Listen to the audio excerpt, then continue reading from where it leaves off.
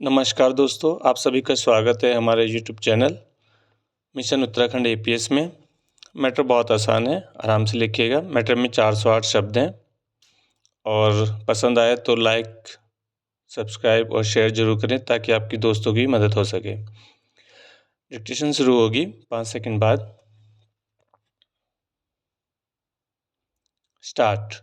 महोदय, इस संबंध में मैं दिन प्रतिदिन बढ़ने वाले भ्रष्टाचार की समाप्ति के लिए और कर्मचारियों के रवैये के संबंध में माननीय सदस्यों ने विचार प्रकट किए। मैं समझता हूँ कि इससे कोई समझदार व्यक्ति इनकार नहीं करेगा कि भ्रष्टाचार को प्रोत्साहन नहीं देना चाहिए, अतः इस ओर विशेष ध्यान देने की आवश्यकता है।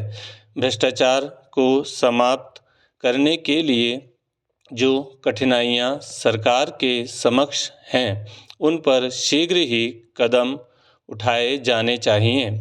यदि सख्ती भी बरतनी पड़े तो चिंता नहीं, हमें ऐसे कदम उठाने ही हैं।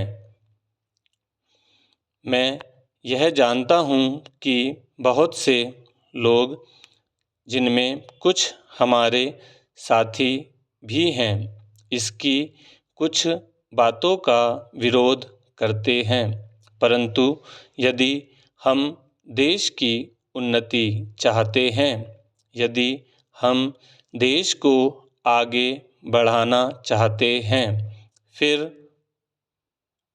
विशेषकर यदि आप समाजवादी ढांचे के आधार पर, जिसको कि कांग्रेस ने देश के लिए निश्चित किया है, इस देश की व्यवस्था करना चाहते हैं, तो हमारे लिए आवश्यक है कि हम इस तरह से कदम उठाएं कि जिससे लोगों को अपनी जीविका सुंदर ढंग से कमाने के लिए साधन जुट जाएं।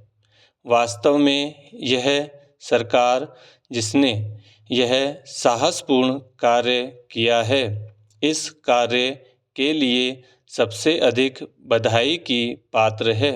जो लोग यह आशा करते हैं कि हर एक काम उस ढंग से होना चाहिए जिसके लिए गांधी जी हमसे कहा करते थे, और जैसा कि अभी हमारे एक साथी कह रहे थे कि जिस तरह इस सरकार ने काम किया है, उस तरह से सरकार ने इस संबंध में व्यवहार किया है, वह गांधी जी की नीति के अनुसार नहीं था।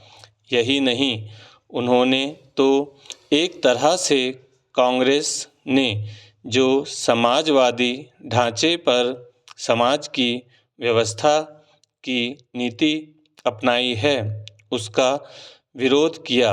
और मेरी समझ में उनकी बात नहीं आती कि एक तरफ तो वह कांग्रेस के अंदर हैं और दूसरी तरफ वह कांग्रेस द्वारा स्वीकार की हुई नीति का इस प्रकार से विरोध करते हैं।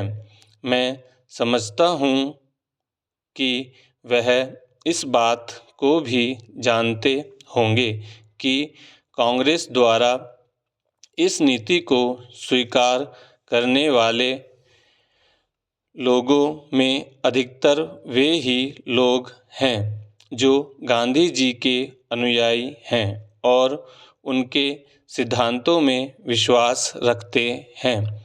ऐसी स्थिति में उनकी इस बात को समझ लेना चाहिए कि आज सरकार प्रजातंत्र और गांधी जी के बताए हुए नियमों के अनुसार आचरण क्यों नहीं कर रही है।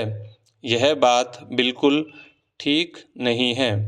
करीब 7 महीने पहले फिर से सत्ता में आई बांग्लादेश की प्रधानमंत्री शेख हसीना को जिस तरह आनन फानन देश छोड़कर भारत आने के लिए विवश होना पड़ा, उससे यही पता चलता है। स्टॉप। धन्यवाद।